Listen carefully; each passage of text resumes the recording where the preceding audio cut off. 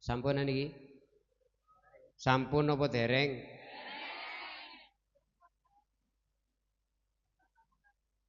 Koyoke wis sampun lah wong jamaah karo sak dumil ngene berarti sampun. Sik ngenteni wedang iki. Yo.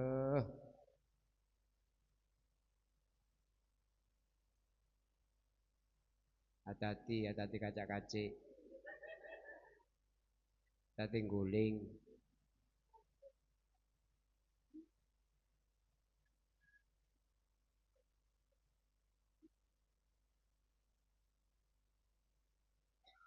Nggih.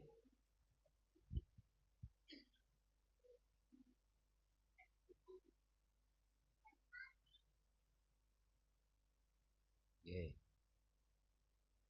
Yo suwene.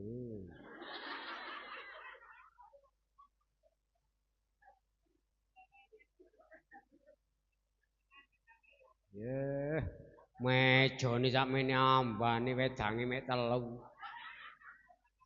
Lah liyane iki digawe apa iki? Sajane ngene iki ana buahe, ana rotine, ana jajane, ana ketoke pantes tambah. Rokok. Sampun Ibu? Assalamualaikum warahmatullahi wabarakatuh.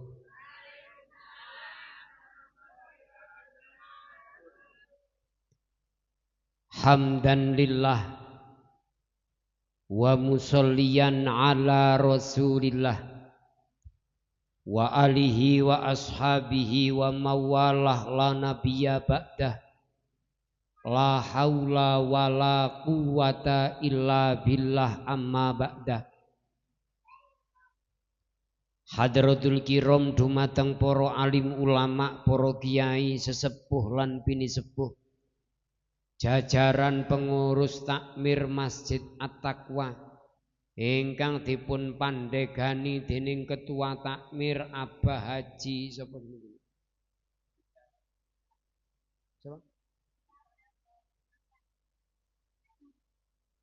Bapak Haji Sikan Wijianto.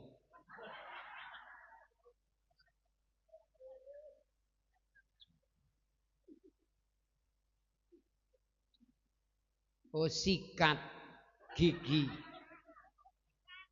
Oh sikan. Wah jenenge wong biyen ya.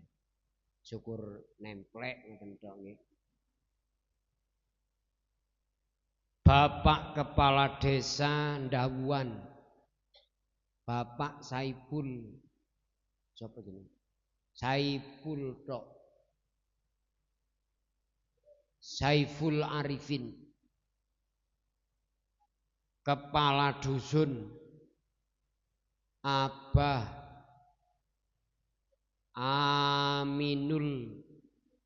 Aminur Rahman.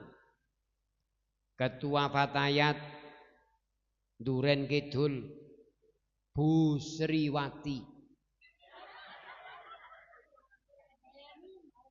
Sri Handayani.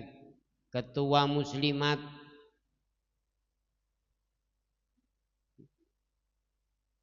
Mak Sulikah.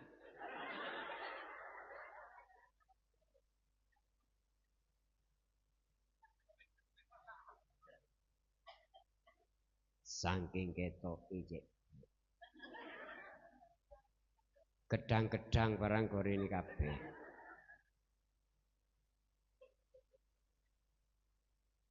Kabeh ingkang rawuh wong 2360.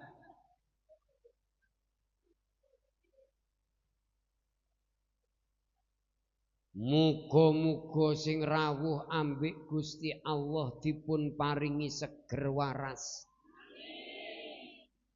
sehat wal afiat. Ancene yok nopo wong ancene adem-adem. Nggih napa nggih? Kok dijak nglumpuk ndek kene. Sapa gelem nggih napa nggih? Wis salah adem-adem lho. Acarane ndek latar genok terope.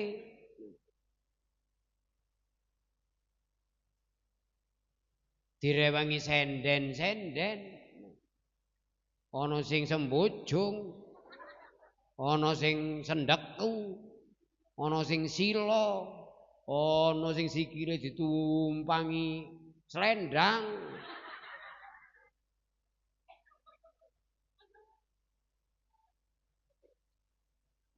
Untung gak sanggup bantal. Menisan leyean ambil iktikaf.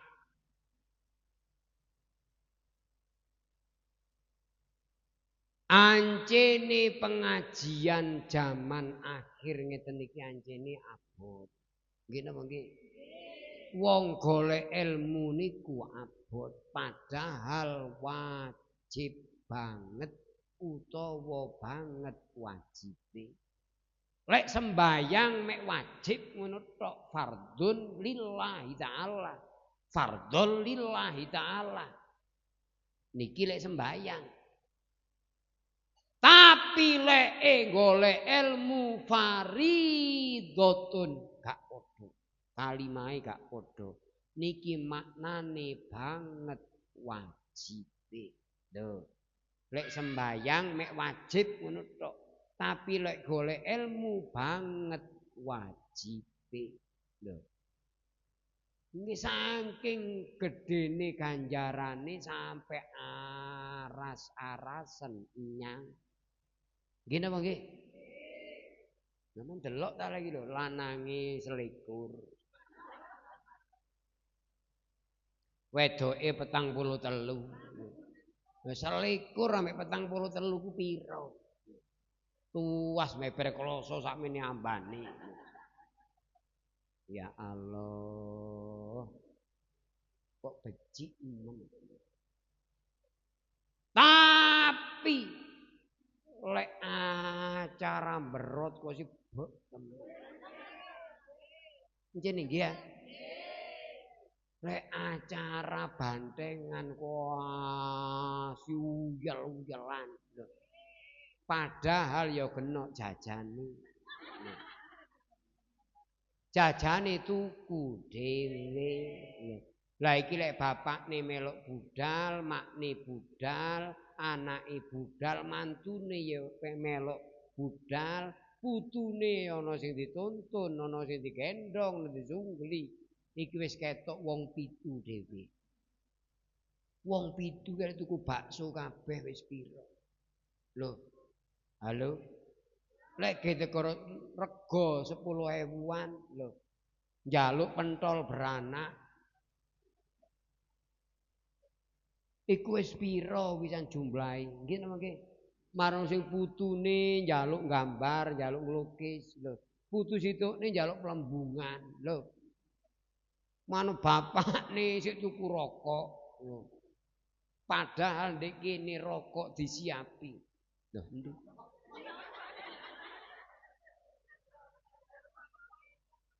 Endi rek? Penak arane cedak-cedhit kene kok apa. Endi RT niki endi RT? Ya pote lho. Mlayu wae lho. Wis ngene iki pengajian cilik-cilikan wis. Wis mulane kula wis teko dok waduh kena terope. Genok banere. Genok dekore. Mulane pantes mek ombo mejane tok iki, Pak. Ade.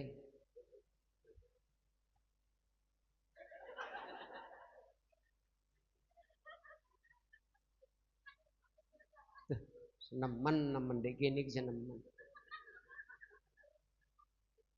Slamet kula mobil gak nyewa kok nyewa wis pira.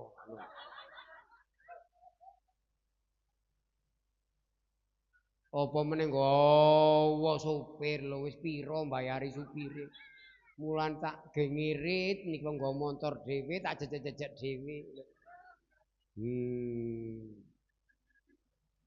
Bayangan kula sing teko niku wah wuyel. Aduh. Hadirin wal hadirat rahimakumullah. Bu. Niki dah tanda zaman akhir. Nggih. Zaman akhir niku kalah ambek iya iku mang nggih. Dadi arek niku senengan delok berot daripada budal ngaji. Nggih. Padahal lek mulie sampai jam 2, jam 3 ngoten niku nek sekolahan arek-arek ndelosor mbek isore bangku. Wis gak kuat nrimo pelajaran teko bu guru ambek Pak Guru. Krana mambengi wis mari melekan sewengi. Lho, katik budale mari maghrib. Lho. Niki wampu budal jam pira iki. Baru ketoki.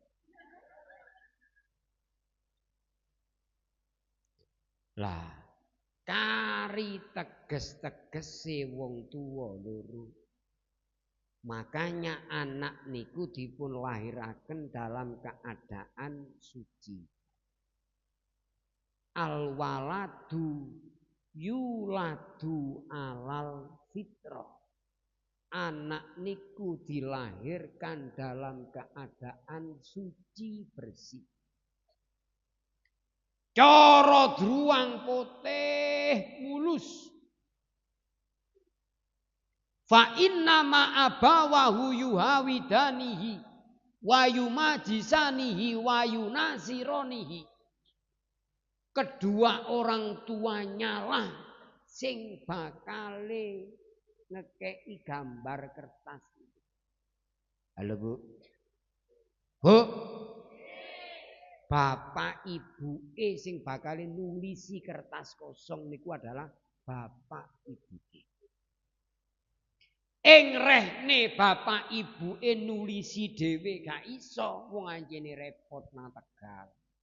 Lho, ngirim, masak, ngewangi ngarit, lho. Mulih teko ngirim sik nyuwun tebon, lho. Sik ngrijiki cletong, lho. Sik nyapu-nyapu, nyetrika, umbah-umbah, nggih napa nggih? Masak, korah-korah, akhire ora kober nulisi kertas dhewe. Bapakne repot golek duit, ana sing manol, ana sing graji, ana sing nguli, ana sing nang bangunan, nggih napa nggih? Lho, ora kober bapak ibuke. Akhire malih didaftarno nang sekolahan. Didaftarno nang TPQ. Nggih napa nggih? Lah, krana gak iso mulang dhewe dipasrahno nang sekolah, dipasrahno nang TPQ, kewajibane wong tuwa ngarahno. Ngeterno bayar napa mboten? Bayar pira? Ngaji bayar pira TPQ niki? Pira-pira? Oh, gratis. Anjene wong kene ya ngono iku. Sing digolek mek gratis tok. Nyacak bayar padha pating celomet. Halo Bu. Bu. Ya. Anak kayane enak. Ngono Bu. Bu. Pak. Anak kayane enak. Lek wis dadi anak gak oleh enak. Dong ana Bik. Sing paling penake wong lanang. Mari ngencepno nyengkrik. Penak wong lanang penak. Mari gawe tinggal nang Malaysia lho. Mari gawe tinggal nang Arab buru nyupir lho. Wis sing wedok ketikrian dhewe. Nggih napa nggih? Lho. Rungokno. Lek ana wong sampe duwe anak 5, duwe anak 4, kok siji gak penak ae. Iki berarti goro. Ngene apa nggih, Pak? Dik. Goro.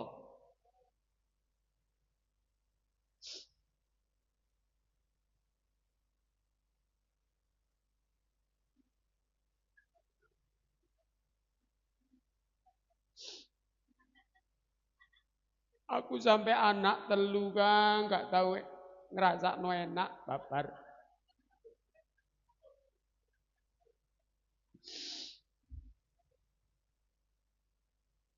Aku biyen perawanku lemu Kang. Seger, ayu, rijik, putih. Aku ini kok rabi Kang, awakku tambah bedesi. Awakku tambah entek. Konco-koncoku wedake api-api Wardah. Sariayu Martatilaat. Mustika Ratu. Latulip. Aku Kang ngrasakno wedak bermerek. Wedak Viva seminggu sepis.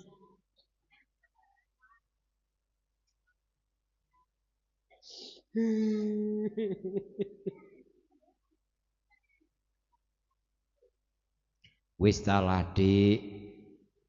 Anak wis kadung 3. Aja Adik.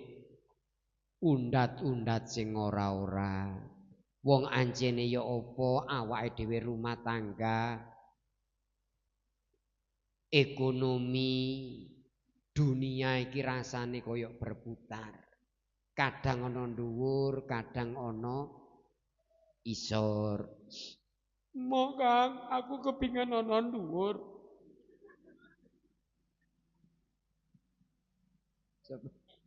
Abang ki mak sapa jeneng? Mak abang ki lho mak sapa jeneng? Lek guyu sampe mungker-mungker. Hati-hati ngompol lho, Mak.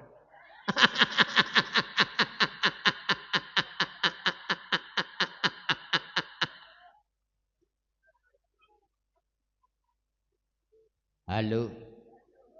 Halo. Wis Dik. Ayo urip saanane. Sing akeh syukuri. Apane sing disyukuri apane? Wis ngene iki adem-adem, bengi-bengi acara kena terope. Ngene iki wayahe sing enak ngombe wedang. Ngene iki kopi ya kena. Rokok wis njaluk wis mangi ya gak ditukok-tukok. Ya ngene iki ngajine pedalaman iki ngene iki. Ado Alfamaret, ado Indomaret.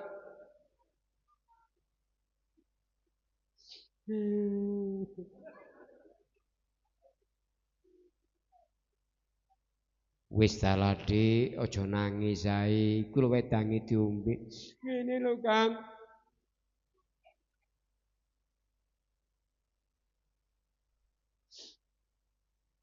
Aku iku biasa eleke medhayo nang wong-wong. Wong kabeh ana andhap asor, ana unggah-ungguh, ana tepo slira, ana sopan santun, ana budi pekerti, ana akhlakul karimah. Iya, po'o. Wayahe lek ngedhuki wedang, kok gelase ana gantilane iku wayahe kencengno. Nang sing didhuki. Lah iki ora gantilane madhep nang mbak lemu iki. Ya berarti ngedhuki wong iku. Ewo Kang, ewo. Ngene iki benakno ya benak.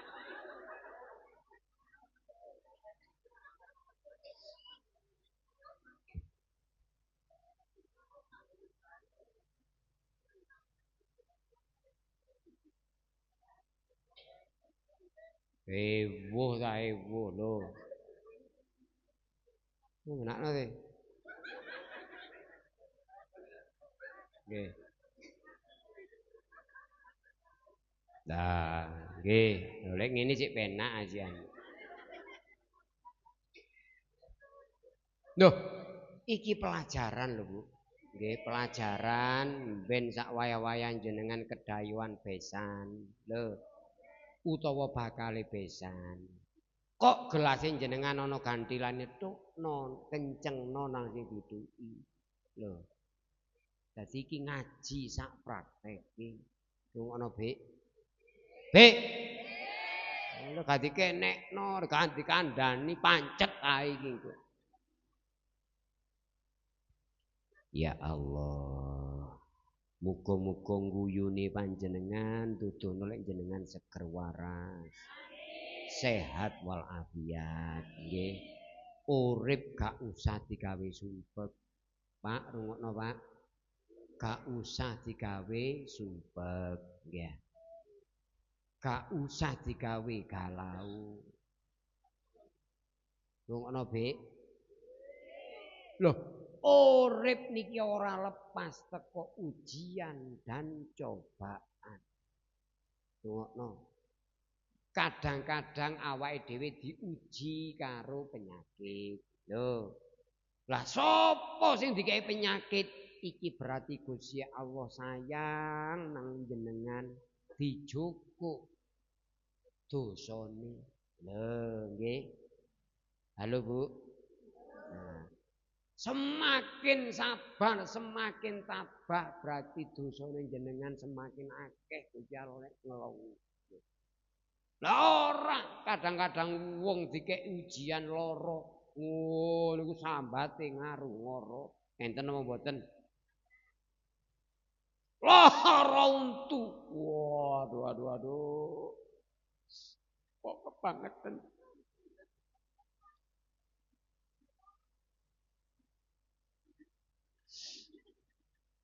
Anak papat kena sing mara babar. Mosok gak ro le makne iki lara mosok gak ro. Aku ora mek lara untu tok nak, wetengku ya mules.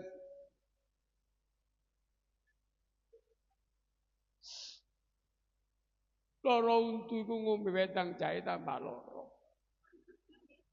Sing cocok wedang kopi, Pak Dik.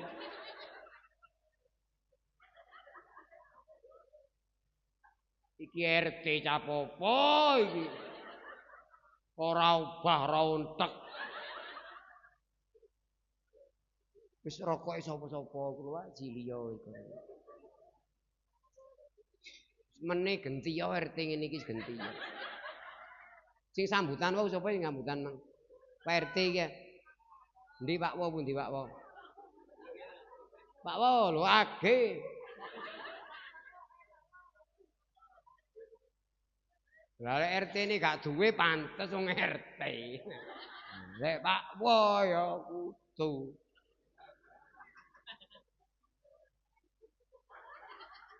Lah iya wek riko.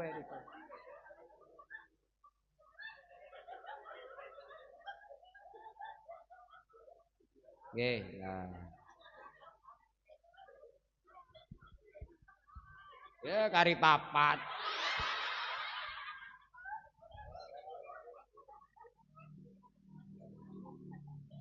Asbaki Pak. Bu. Bu. Kudu seneng. Kadang-kadang gak dikai penyakit, seger waras, ya.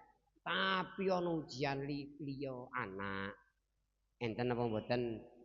Ambek anak gak popo, ambek dulur. Enten apa mboten? Ambek adik nih satru. Enten apa mboten? Perkara rebutan galeng. Ambek yune gak nyopo, rebutan pekarangan. Ambek cacakne lho gak wawuh. Lho. krana rebutan tritisan. Enten apa mboten? Bagian warisan kae titik ngono kuwi wis ora nyopo. Padahal mek kare nrimo tok, awake dhewe kare nrimo tok nggih. Lho, sing duwe bapakne makne biyen kare nrimo tok kok begedekan. Lho.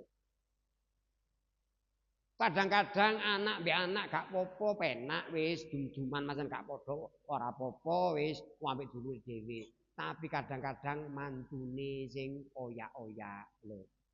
Enten apa mboten? Ini lho Kak.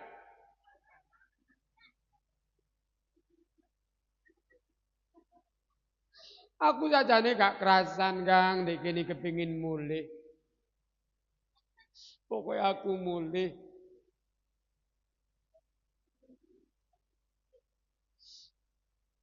Aku tak mulih ngenceng etak. Lah opo sithik? Ngene lho Kang, anak yawe dhewe iki lak papat ta. Padha sekolah kabeh, ngaji kabeh sing loro mondok. Akeh-akeh biaya. Yuriko le bagian ombo, cacak Riko sanding embong. Adik Riko le bagian pekarangan sak omahe. Riko le bagian buritan nyelirit. Ngono kuwi kok gelem ae. Ya wis bapak tadi, bapak aja dipikir. Ate gak mikir ya apa? Sing sabar. Sabar ana batese, Kang. Sabar ana batese. Ya wis iku nak diombe wis masan kena kopi ora apa-apa jae-jae. Untukku lara, Kang.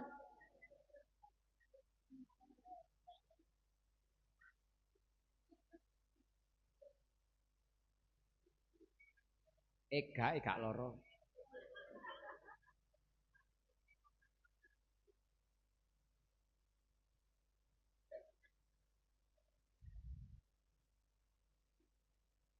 Sampeyan kate nandi, Mak?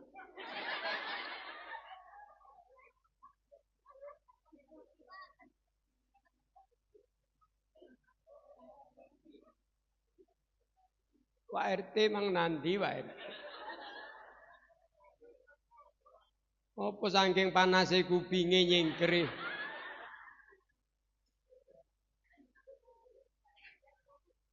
Loh, rugi lho nggih pengajian penake koyo ngene iki rugi. Wonge pesertane kurang iki rugi. Ngoten lho nggih.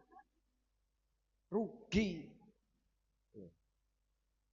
Ada nekakno ado-ado toko Jawa Tengah. Ya, ora penak lha ngene nyedak cedakan penak lho. Sing teko mek wong titik. Wedange tintek.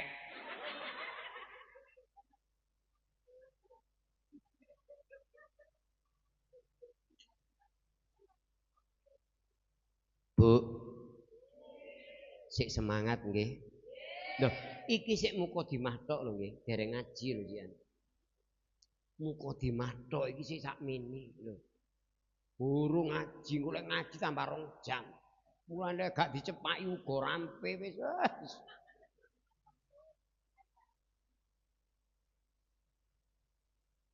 Ge pengalaman ben-ben nek ngundang kula meneh sing genah. Lah ngoten nggih. Ana tegan lho. Wedang kopi, kopi susu, jahe, lho kerating deng, M150, Coca-Cola, Fanta, lho, Sprite, lho. Marang ngono buah, lho. Buah. Oh, jualan ya. Rusak ngene kene. Wis dumane sing ngisi dulure dhewe kancane dhewe sing ngene. Bengok. Aduh, kula gak tahu ngajine kono-kono, dilok-ilokno ngono gak tahu. Wis wong kene tok iki, Mbok, kok kendel men wong kene iki. Kula winginane ngisi Ndek Sidoarjo, wae guyu-guyu, wae keplok-keplok ora tek rame. Nangis meneh, ngombe meneh, tah didodol apa-apa iku. Mbah sing ngene iki ngaji nek kampunge dhewe nek dulure dhewe sing ngene.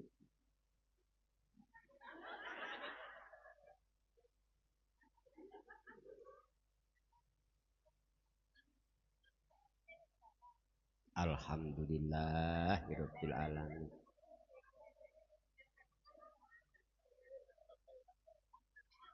Tadi keliru kantilane wae.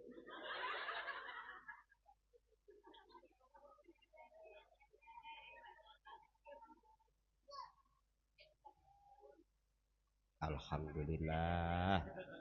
Lah pinter lah. Ya RT ini sing ini. Nggih. Allah. Masih ndredeg RT ini. Kok terus-terus ndredeg ora dhuwur-dhuwur iku. Bu. Seneng nggih. Lah muga-muga guyune jenengan bungae jenengan ngilangno penyakit sing nemplek-nemplek. Ka ono penyakit cedhek-cedhek. Amin Allahumma amin. Urip kudu los. Bu. Ya, los. Nggih, wae ngaji, wae sembayang, wae tibaan, wae tahlilan, lho wae selawatan. Lah wae bantengan. Opo Pak anak buah sampean. Digeyekno ae. Ya Allah, Bu.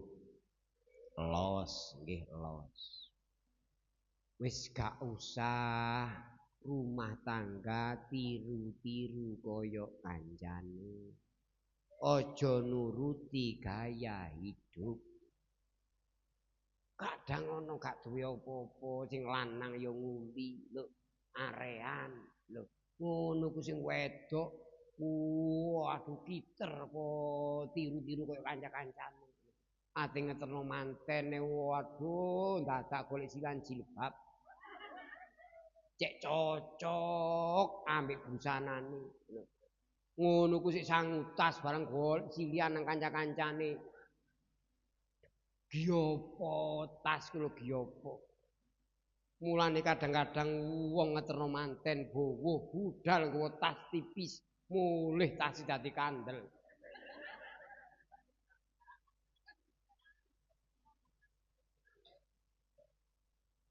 Halo. Bu. Gak usah nuruti gaya hidup saanane ya. Sing penting seger wis iku tok. Seger waras iku larang regane. Lho, lek gak percaya nyacako turu 3 dina ae ndek wajak ibadah. Gak usah suwe-suwe 3 dina mawon. Nggih. Ngono lho carane wis. Lho, berarti lak wis sugih seger waras niku nggih. Lho. Seger waras niku wis sugih. Aja ate akal-akal jiat nang bojone.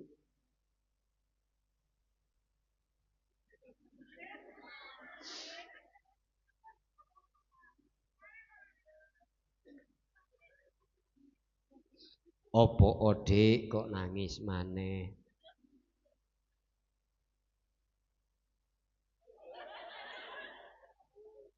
Lanang mbek wedok padha tene. Tumbu oleh sing kene urakan sing ngono ya urakan. Nah, makanya Allah Subhanahu wa taala ngutus Kanjeng Nabi Muhammad Rasulullah sallallahu alaihi wasallam innama buistu li utamima makarimal akhlak. Akhlak niki luweh ampuh, akhlak niki luweh jos, akhlak niki luweh istimewa daripada ilmu. Padahal ilmu mang wis fardhotun banget wajibe. Tapi sak niki akeh arek pinter. Ngono, Bik. Bik. Akeh arek pinter tapi gak bener. Nggih. Biyen wong biyen masan gak pati pinter tapi bener niki wong biyen ya. Arek sakniki pinter. Makne lulusan SD, makne lulusan MI, anake wis SMK. Lho, anake lulusan SMA, anake lulusan aliyah.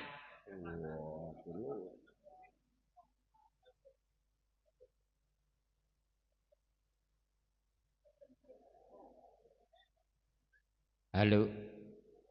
Halo.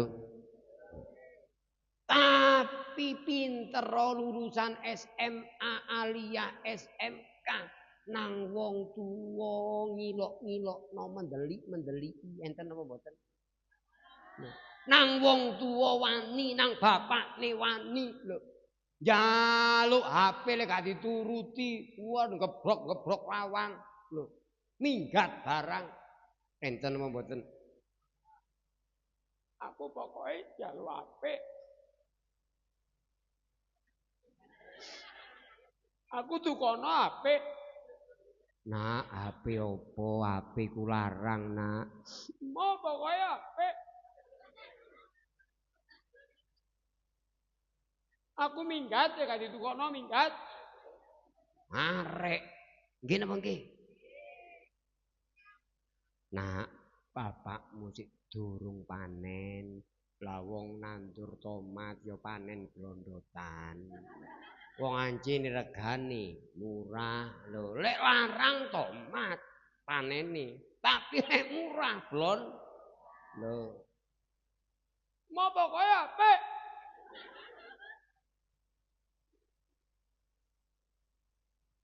Sik kalah nak, pintenono dhisik. Mo.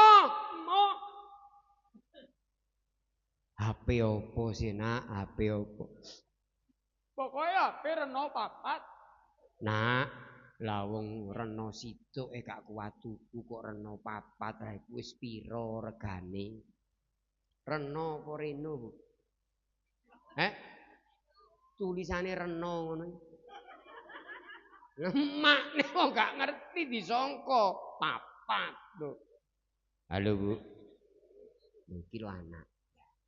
Tapi lek anake jenengan sekolahe teges diimbangi karo ngaji sing temenanan ndek TPQ.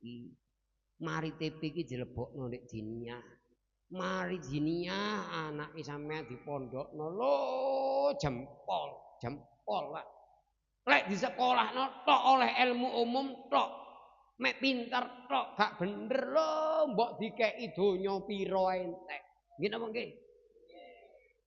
Entek. Tapi lek anak niku bener solih solihah agamane kandel insyaallah ben awake dhewe wis tuwek nggih.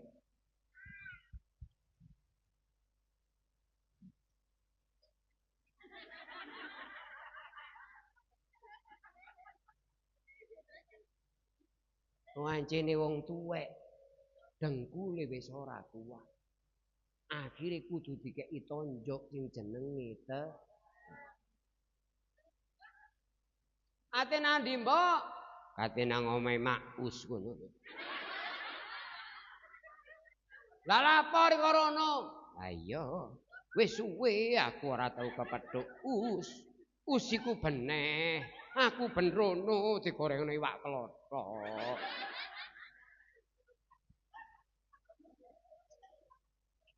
Loh, faman nu amirhu nunakisu fil khalqi afala yaqilun.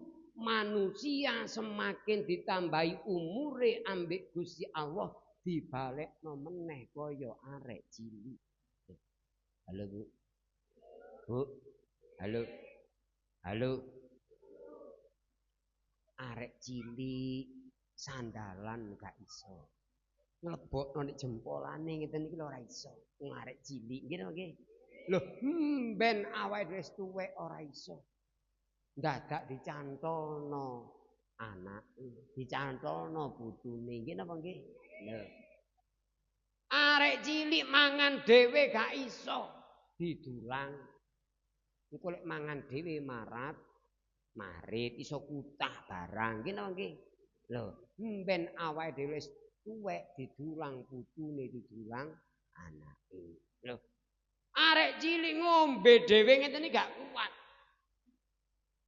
Gak kuat. Akhire ambek anake ambek putune dielingno dijogokno. Nggih napa nggih? Lho.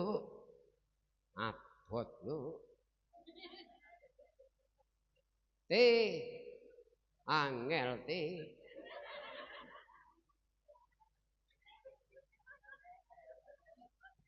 Wong ajene gelas gedhe.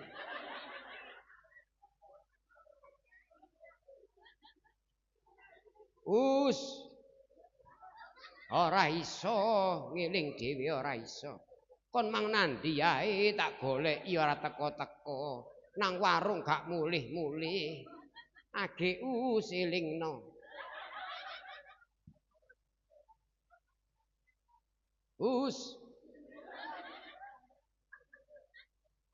Lho, Maus meneng ae. Elingno Maus. Halo. Nah, niki awake dhewe kan mek ngaji tok nggih. Yasin kan mek ngaji tok. Gak ngerti jerone paman nu'amiluna kisu fil khalqi afala yaqinu. Makanya lek anake awake dhewe solih solihah, duwe unggah-ungguh, duwe sopan santun, manut nurut ben awake dhewe diopeni karo anak krana anak wis ngerti ilmu birrul waliden. Mulyakno wong tuwa loro. Halo Bu. Halo Bu. Anak mora-moro geringe sampean mora-moro, mantune moro, anake moro, putune dijak lho. Ancene ana Tegale. Tegale ombo. Maus. Kowe Maus Tegale ombo. Wah, ombo mora-moro anake. Ayo nyacalek makne gak duwe apa-apa, ora kira mora-moro. Ate dipurih apane lho.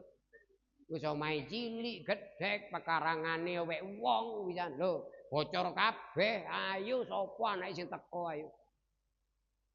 Wong anake ora duwe ilmu, ora duwe apa-apa lho. Ora kira, ngrumati ora kira pisan. Pak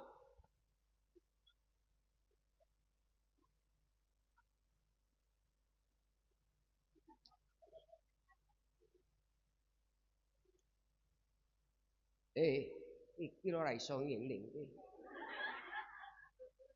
Eling.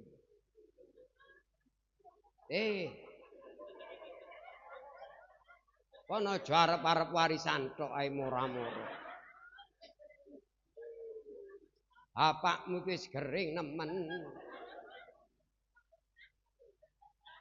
Kok gini lho kok gini. Iki engko semangka pamahno. Nah gitu. Elingno.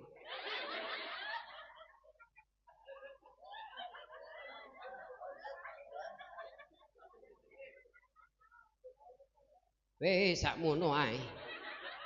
Sebulan sik. Sebulan. Mari ngiling kon tinggal dak. Tanganku ndredeg ombekno. Nggih lho. Lho. Oh niku anak ora manut. Aku biyen kon sik cilik kon tak ombeni, tak dulang, tak rambut. Lho, tak embuhno. Mosok aku saiki ora kono openi. Agete.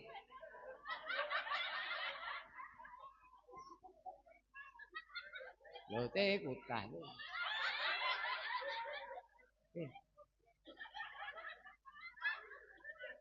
Oke lho.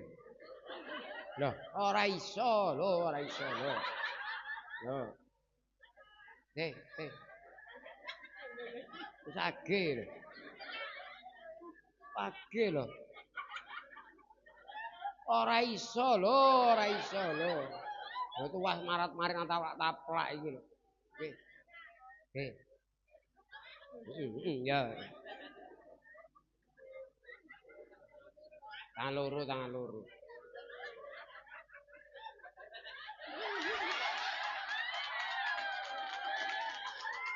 Ringno.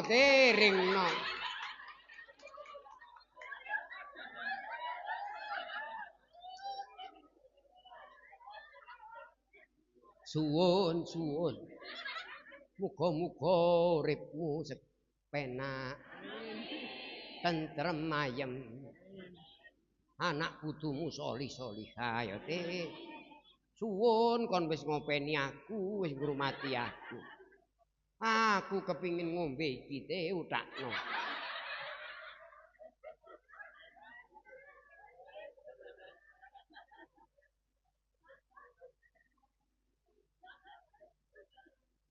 Sedotane ndi te?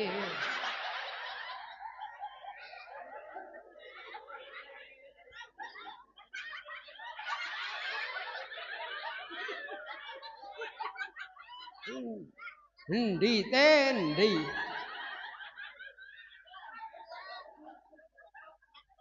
Ora genah Age lho. Ora iso.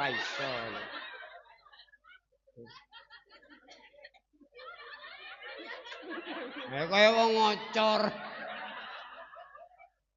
Wayahe kono sedotane. Lah lek ngene kaya wong ngocor brambang, ngocor gobis ta. Kaya ngembong gangsir. Nggih lho.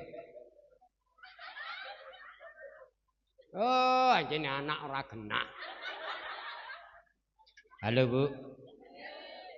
Iki jenenge ngaji sak prakteke. Nggih, mben awake dhewe wis tuwek dirumat anak kaya niki wae. Nggih, krana nyekel wis gak iso lho. Benikno klambi wis gak iso dhewe, dibenikno anake, dibenikno putune. Nggih napa nggih? Lho, akal-akal benikno klambine dhewe nyenting. Nggih napa nggih? Lho, gelungan dhewe gak iso. Sewekan dhewe gak iso sampean tumon ana wong tuwek sewekan meler-meler. Tumon ya iku jenenge wis gak iso pisan. Lah iki lek gak dirapekno karo anake, akhir dadi gedho brosan, mobrot. Lho kupluk mawon. Lek gak dibenakno iso menclek. Umpama niki. Lho, iso ngene barang. Anjen ya apa? Mantes wis gak iso lho. Wis kupluk sampe bunder Solo digawe ae lho. Tumon apa mboten jenengan? Nah, nikilah pentinge Allah Subhanahu wa taala ngutus apa jenenge Kanjeng Nabi Muhammad semata-mata karena li utamima makarimal akhlak. Seneng wong tuwek lek ana anak nuwun sewu nang ngarepe wong tuwa. Nggih napa nggih? Bu, nuwun sewu. Bu, kula badhe berangkat ngaos. Bu, kula badhe ten peken. Lho, seneng wong tuwek. Lara meneng-meneng mara. Nyengkrih meneng-meneng mara budal lho. Nang wong tuwa ayo ndek ngarepe ora nuwun sewu ayo ya apa rasane. Nggih napa nggih?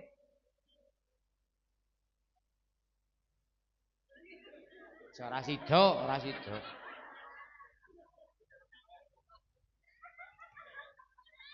A'udzu billahi minasyaitonir rajim. Bismillahirrahmanirrahim. Allahumma sholli ala sayyidina Muhammad walhamdulillahirabbil alamin. Allahumma ja'alna muqimas sholati wa min dzurriyyatina rabbana taqabbal du'a. Allahumma ja'al awwala yaumina hadza sholahan wa awsadu falahan wa akhiru najahan. Allahumma inna dhaifun wa qawina wa inna talwa izana wa inna fakir wa aghnana ya arhamar rahimin. Allahumma aftah bainana wa baina qaumina bil haqqi wa anta khairul fatihin. Allahumma rabbana hab lana min azwajina wa dhurriyyatina qurrata a'yun waj'alna lil muttaqina imama. Rabbana atina fid dunya hasanah wa fil akhirati hasanatan wa qina adzabannar. Ya Allah, malam hari ini Masjid At-Taqwa Duren Kidul melaksanakan peringatan Maulid Nabi Muhammad Rasulullah Shallallahu Alaihi Wasallam dengan niat untuk mengagungkan hari kelahiran Nabimu ya Allah. Mudah-mudahan hambamu yang ada di Duren Kidul, jamaah Masjid At-Taqwa, senantiasa Engkau berikan sehat walafiat ya Allah. Rumah tanggane panjenengan tatusaken rumah tangga ingkang tentrem ayem. Masyarakat Duren Kidul panjen paringi gemah ripah loh jinawi. Rezekine gampang gangsar, rezekine barokah. Panjenengan tebihaken ya Allah jamaah Masjid At-Taqwa punika saking balak lan musibah, saking bilahi, saking rubido.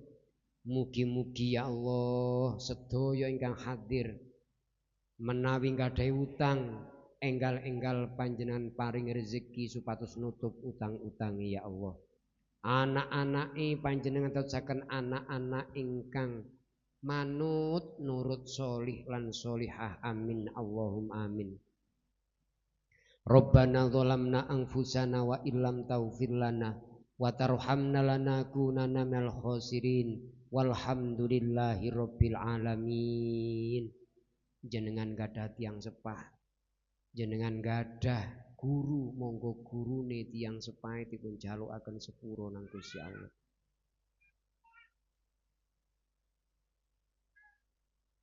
Jenengan gadah anak, monggo anak dipun jalukaken nang Gusti Allah.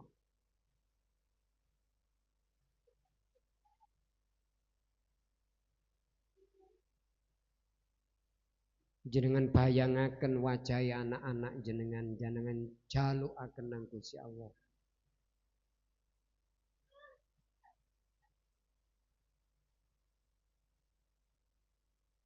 Jenengan gadah masalah, jenengan gadah problematika dalam hidup, monggo curhat nang Gusti Allah.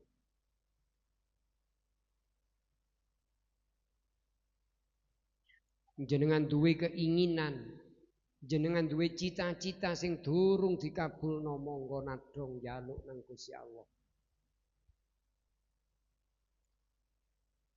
Tangane pancet nadong. Ya Rabbi bil Mustafa waghfir lana ma madha. Ya Rabbi bil Mustafa waghfir lana ma madha. Pisan kas ya Rabbi bil Mustafa waghfir lana ma madha ya wasi'an. Al-Fatihah. A'udzu billahi minasyaitonir rajim. Bismillahirrahmanirrahim.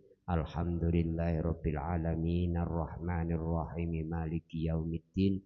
Iyyaka na'budu wa iyyaka nasta'in ihdinas siratal mustaqim siratal ladzina an'amta 'alaihim ghairil maghdubi 'alaihim waladdallin. Amin. Kirang langkungipun nyuwun pangapunten. Wassalamualaikum warahmatullahi wabarakatuh.